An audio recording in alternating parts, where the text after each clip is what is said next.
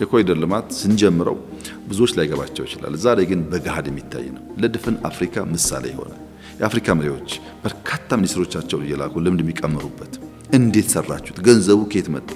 ዲዛይኑ ከየት መጣ? ሰራተኛው የማይጠየቅ ጥያቄ የለም። ዋናው በምናብ ማየት፣ መጨከን፣ መወሰን፣ መትጋት ነው። ይሄንን ውጤት ያመጣ ነው በብዙ ድካም ነው። ብዙ አመራሮች ቦቴ አድርገው ቀን ከሌት ለፍተው የመጣ ውጤት ነው። እንዲሁ የመጣ ነገር አይደለም። አሁንስ ምንም ጥርጥር የለውም የኢትዮጵያ የከተማ ኮሪደር ልማት፣ የኢትዮጵያ የሪቨርሳይድ ፕሮጀክት ለአፍሪካ ምሳሌ የሚሆኑ የሚጨበጡ የሚታዩ ልብ የሚያሞቁ ስራዎች ናቸው።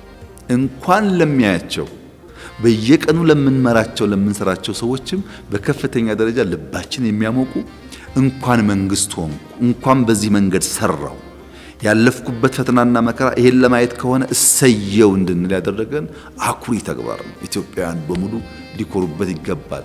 የመኩራት አቅማቸው ውስን የሆኑ ሰዎችም ሄደው ማየት አለባቸው። ሲያዩት ይገባቸዋል።